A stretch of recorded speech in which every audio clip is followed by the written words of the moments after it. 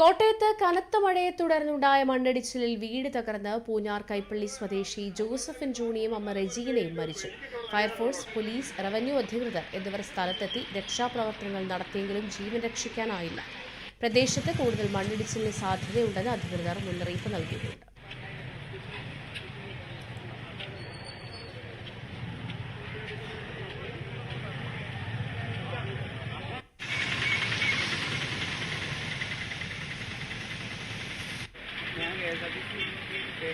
കൂടുതൽ വിവരങ്ങളുമായി ടോമി മാങ്കൂട്ടം ചേരുന്നുണ്ട് കോട്ടയത്ത് നിന്നും. ടോമി, എങ്ങനെയാണ് നിലവിലെ ജില്ലയിലെ സാഹചര്യം? രാവിലെ മുതൽ ശക്തമായ മഴ തുടരുന്ന ഒരു സാഹചര്യം, മഴക്കെടുതിയും രൂക്ഷമാണ്.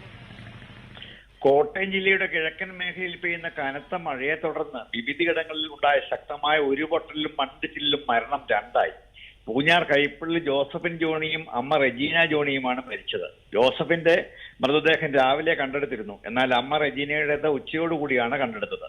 മൂന്നലവിലുണ്ടായ ഉരുൾപൊട്ടലിൽ KSRTCയിലെ പാലാ ഡിപ്പോയിലെ ഡ്രൈവറായ രാജേഷിന്റെ വീട് പൂർണ്ണമായും ഒലിച്ചുപോയി. അപകടത്തിൽ രാജേഷിന്റെ ഭാര്യയ്ക്ക് പരിക്കേറ്റിട്ടുണ്ട്. കൂട്ടിക്കൽ പഞ്ചായത്തിലും മീനച്ചിൽ, കാഞ്ഞിരപ്പള്ളി താലൂക്കുകളിലെ വിവിധ ഭാഗങ്ങളിലും നേരിയ ഉരുൾപൊട്ടലുകൾ ഉണ്ടായിട്ടുണ്ട്. കനത്ത മഴയെ തുടർന്ന് ജില്ലയിലെ 6 കേന്ദ്രങ്ങളിൽ നിലവിൽ ദുരിതാശ്വാസ ക്യാമ്പുകൾ തുറന്നിട്ടുണ്ട്. മീനച്ചിലാറും മണിമലയാറും കരകവിഞ്ഞു. റോഡ് ഗതാഗതം തടസ്സപ്പെട്ടു. കനത്ത മഴയിൽ പുഴകളും തോടുകളും കരകവിഞ്ഞൊഴുകിയതോടെ താഴ്ന്ന പ്രദേശങ്ങളെല്ലാം വെള്ളത്തിനടിയിലായി. കൂട്ടിക്കൽ, ഈരാറ്റുപേട്ട ടൗണുകളിൽ വെള്ളം കയറി. മുണ്ടക്കയം, കോസ്വേ പൂർണ്ണമായും വെള്ളത്തിലായിട്ടുണ്ട്. മണിമലയാറ്റിൽ ജലനിരപ്പ് ഉയർന്നതിനെ തുടർന്ന് പുനലൂർ, മൂവാറ്റുപുഴ റോഡിലെ മണിമല ടൗണ്, മണ്ണനാണി, വാഴൂർ, മണിമല റോഡ് എന്നിവിടങ്ങളിൽ വെള്ളം കയറി ഗതാഗതം തടസ്സപ്പെട്ടു.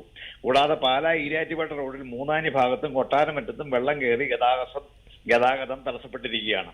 കാഞ്ഞിരപ്പള്ളി, ഈരാറ്റുപേട്ട റോഡിലും തൊടുപുഴ റോഡിലും കനത്ത വെള്ളക്കെട്ട് രൂപപ്പെട്ടിട്ടുണ്ട്. കൂട്ടിക്കലിൽ നിരവധി വീടുകളിൽ വെള്ളം കയറി. എരുമേലി, വലിയമ്പലത്തിലും വെള്ളം കയറിയിട്ടുണ്ട്. മലയോര മേഖലകളിൽ മഴ ശക്തമായി തുടരുന്ന സാഹചര്യത്തിൽ നദിക്കരയിലും അപകട സാധ്യതയുള്ള പ്രദേശങ്ങളിൽ താമസിക്കുന്നവർ ജാഗ്രത പാലിക്കണമെന്ന് അധികൃതർ മുന്നറിയിപ്പ് നൽകി. മലയോര മേഖലയിലെ മഴയ്ക്ക് അല്പം ശമനം ഉണ്ടായിട്ടുണ്ടെങ്കിലും ഉണ്ടായതോടെ ഈരാറ്റുപേട്ട മേലമ്പാറ ഭാഗത്തു നിന്നും വെള്ളം റോഡിൽ നിന്നും ഇറങ്ങി തുടങ്ങിയിട്ടുണ്ട്. എന്നാൽ പാലാ ഭാഗത്തേക്ക് വെള്ളക്കെട്ട് രൂക്ഷമായിട്ടിരിക്കുകയാണ്. ഈ വെള്ളം പടിഞ്ഞാറൻ മേഖലയിലേക്ക് ഒഴുകിയെത്തുന്നതോടെ നാളെ അപ്പർ കുട്ടനാട് മേഖലയിലെ ജനജീവിതം ദുരിതപൂർണമായേക്കും. ജിന. ശരി, കോട്ടയം ജില്ലയിൽ മഴക്കെടുതി രൂക്ഷമായി തന്നെ തുടരുകയാണ്. ടോമി മാങ്കൂട്ടമാണ് വിവരങ്ങൾ നൽകിയത്.